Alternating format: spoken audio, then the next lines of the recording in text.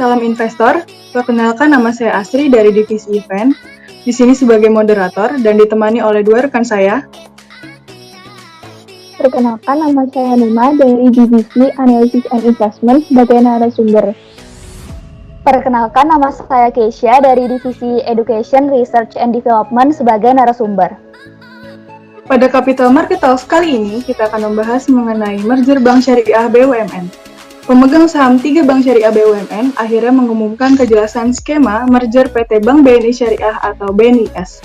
Pemegang saham publik BRIS atau Bank BRI Syariah nantinya akan terdilusi menjadi tinggal 4,4% dalam proses merger Bank Syariah BUMN. Nah, sebelumnya aku mau tanya dulu nih, kira-kira kapan sih estimasi waktu tanggal efektif untuk merger ini? Untuk estimasi tanggal efektif merger yaitu pada tanggal 1 Februari tahun 2021. Oh, jadi tahun 2021 ya? Nah, terus nantinya tuh nama bank hasil penggabungan ini apa ya? Untuk sementara, nama bank hasil penggabungannya itu PT Bank BRI Syariah.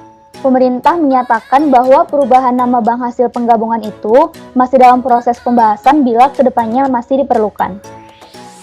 Nah, nantinya tuh ketiga bank syariah yang akan merger ini tuh masuknya akan ke kategori buku apa ya? Jadi ketiga bank syariah yang merger tersebut akan menjadi bank umum kelompok usaha atau buku 3 dengan modal inti sebesar 20,4 triliun. Berarti menjadi bank umum kelompok usaha 3 ya? Nah, terus bagaimana status bank hasil penggabungan tersebut? Untuk statusnya, bank hasil penggabungan tersebut akan tetap menjadi perusahaan terbuka dan tercatat di Bursa Efek Indonesia dengan kode saham BRIS. Oh, berarti tetap atas nama BRIS ya? Dan untuk jaringan ketiga bank yang akan merger ini nantinya akan ada berapa cabang atau ATM yang tersebar di seluruh Indonesia kira-kira?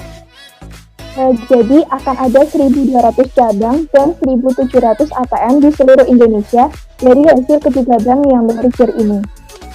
Oh, kira-kira kalau karyawannya ada berapa ya?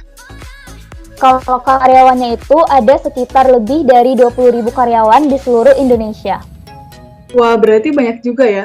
Dan untuk terkait posisi nih, kira-kira bank yang akan merger ini kalau dibandingkan dengan seluruh bank-bank yang ada di Indonesia, kita tuh ada di posisi atau di ranking berapa sih kira-kira? Jadi bank syariah hasil penggabungan ketiga bank syariah ini diperkirakan akan menduduki posisi ranking 7 atau 8 dalam daftar top 10 bank terbesar di Indonesia dari sisi aset dengan aset sebesar 214,6 triliun dan menjadi satu-satunya bank syariah dalam daftar top 10 tersebut. Nah, selain itu, bank syariah hasil merger ini juga masuk dalam nominasi top 10 Global Syariah Bank dari sisi market capitalization. Wah, keren juga ya. Dan kira-kira tuh komposisi pemegang sahamnya tuh bagaimana? Untuk komposisi pemegang sahamnya sendiri terdiri dari PT Bank Mandiri dengan kode saham BMRI sebesar 51,2%. Kemudian ada PT Bank Negara Indonesia dengan kode saham BBNI sebesar 25%. Lalu ada PT Bank Rakyat Indonesia dengan kode saham BBRI sebesar 17,4%. Dan yang terakhir ada investor publik sebesar 4,4%. Oh, berarti yang terbesar dipegang oleh Bank Mandiri ya? Nah, kira-kira tuh visi dari ketiga bank yang akan merger ini tuh apa sih? Jadi, visi bank syariah hasil merger ini adalah menjadi salah satu dari 10 bank syariah terbesar berdasarkan kapitalisasi pasar secara global dalam waktu 5 tahun ke depan.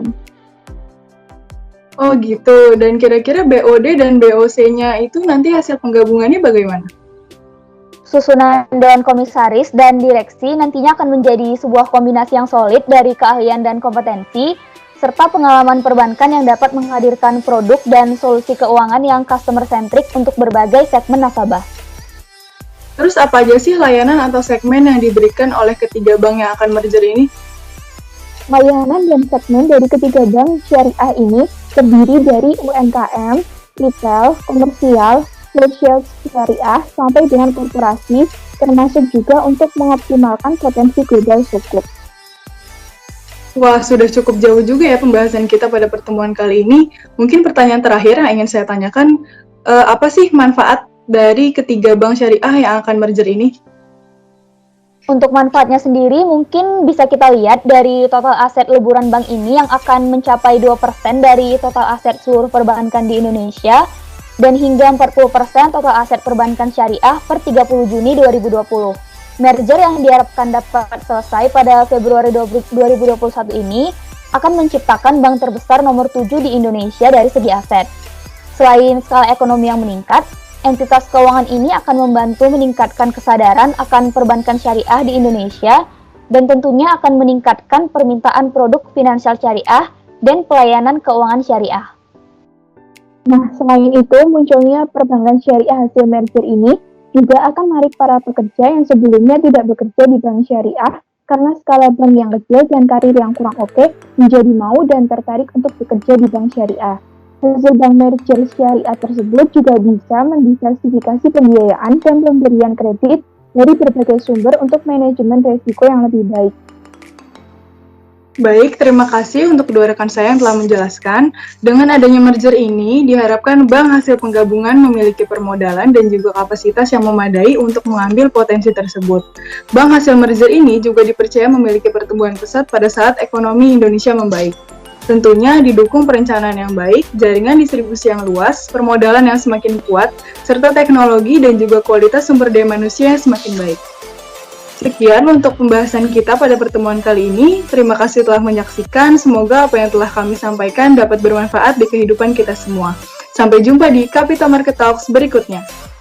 Salam Investor.